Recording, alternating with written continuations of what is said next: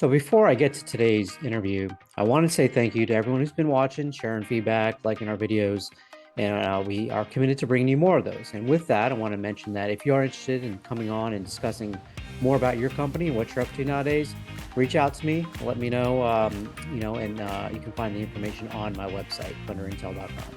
So today's interview, I have Diego Vetencourt. He's the head of marketing of Uplyft Capital, a company based out of Miami that I've known for quite a number of years, really almost since I got into the industry.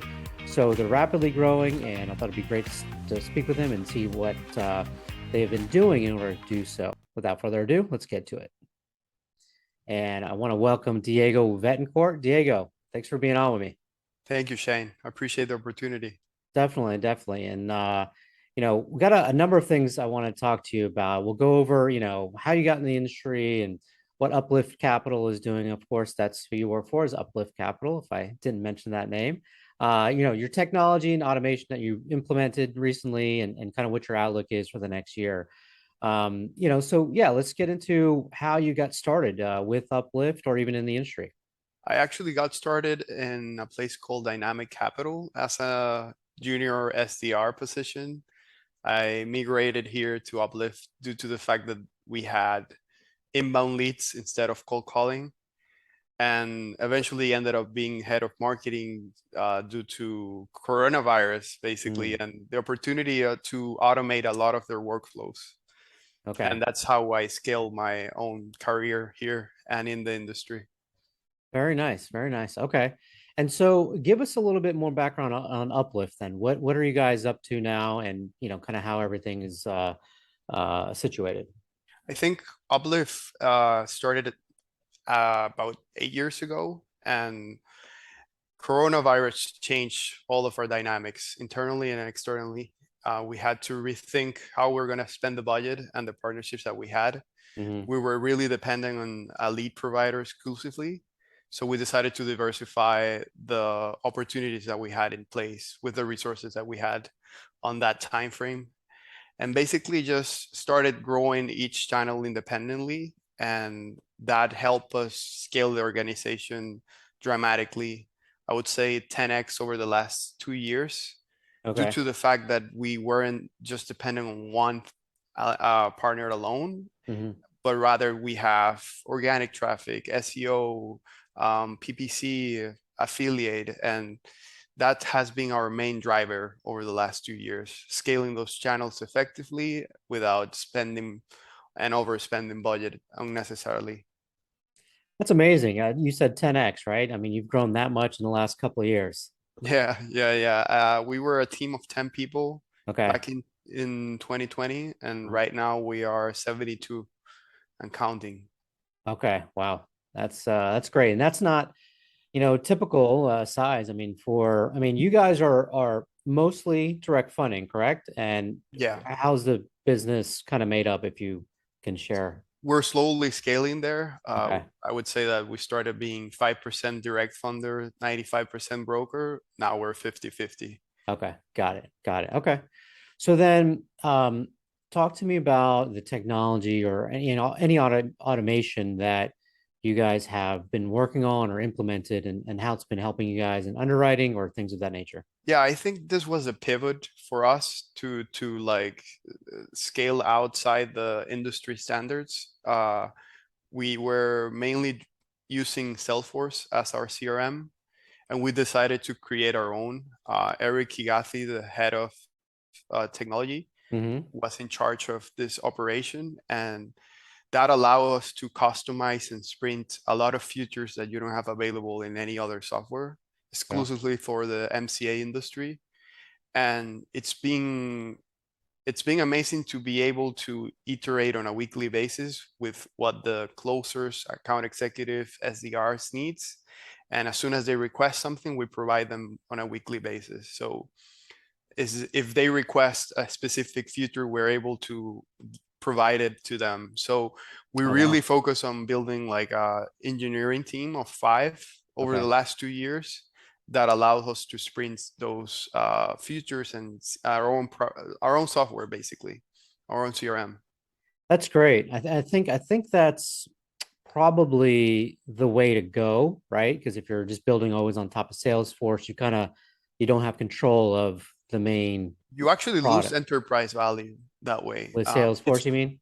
Yes, Yeah. I Yeah. mean, don't get me wrong, it's an amazing Oh, tool. right, right, right. They're leaders of the industry. We're imitating them, but Sure. at the end of the day, your CRM becomes an asset, and if you can experiment with it and iterate, you actually have a lot of freedom uh, that to test multiple things that you are not able to without it. So I think the main reason of our success, and I would recommend anybody to try this out, it's to have your own in-house team for software development. That will Mhm. change your game dramatically. Actually, Okay. have your own in-house team for everything. If you can do your own marketing and your own business development, it makes no sense to outsource anymore. You can learn to do anything yourself. I would agree with that. It's great advice. And it's something I've actually heard more and more. I mean, as far as either brokers or funders creating their own software. I mean, you're seeing some of them um, build it to where they can have other partners, even if they're a broker, connect to it, build a portal, or they're even licensing it. I mean, some of the bigger companies out there have licensed, lending software or CRMs combined, out there. So do you have an example of any feature that you're able to share that helped you guys gain either more deals closed or something that helped? I'll tell Uh, you one that yeah. dramatically increased conversion. Okay. As soon as we receive a live lead, we automatically send them a call, text, and an email and assign it to a SDR. So as a live lead, it's making the intention to get the money. Mhm. They receive three outputs at the same minute that they finish the application. Okay. And that literally changed the whole game for us. And Cool. our goal here is to eventually do not use a sales representative anymore, but Mhm. actually an AI that handles that call and that prospect. So if you can lower your overhead of the 40 people that we have here as SDR, transform them into account executive, and then have an automatic AI that prospects and qualified everybody Mhm. as the other industries are doing. I think our industry, specifically MCA, it's really analog in a lot of places, Sure. and And the I think room I for disruption. oh, you paused for 1 second. You said right after the analog, you said the MCA industry is a little bit analog, and then you paused. But I'm sorry. Can you see me sorry. now? Yeah, yeah, you're good. Yeah, I think this industry is ripe for technology Oh disruption. yeah. There's a lot of things that are happening in tech and in the West Coast that we're not doing, and that's a great opportunity for us. And the SER stands for what? That's like the intro person, not the full closer. Yeah, correct. Okay. All right.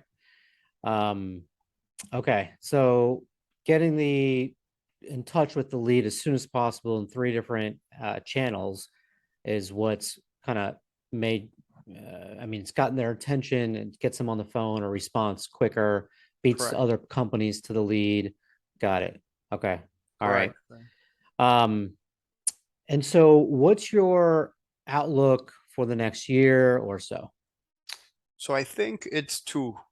First, continue growth. Of course, like as you scale, growth becomes shrinks a little bit. So it's not longer expecting, we're no longer expecting to grow 500% in a year, Mhm. but at least 100% for sure. We're also trying to optimize our own software as much as possible to eventually productize it to other MCA companies, because Nice. we believe that they could use a lot of the features that we have in place in Hmm. their own system, Hmm. especially if we have a product that works specifically for the MCA industry and what that entails, right? Daily ACH, the syndication payments, a lot of features that no other CRM can do for you. Okay. That's our main goal for, let's say, 2 years from now. Okay. And in that, because you mentioned AI, and I didn't necessarily, I had a question, but I didn't remember until right now, is how much of the process can be done without speaking to a person? Like, how are you guys Right trying now, to or our expectation? do both? So right now, and then what's your expectations? So right now, I would say that only 20% of the process it's done through automation. Okay. You still need a human element, especially to close a deal. Hmm. But I think within or a year and a half, the only reason you would need a person, um, it would be to have customer support. Okay. And Sure. not even that. So I'll tell you an example from a funder in China. Yep. I forgot the name, so you would have to excuse me. But No in problem. China, you click a button, download an app.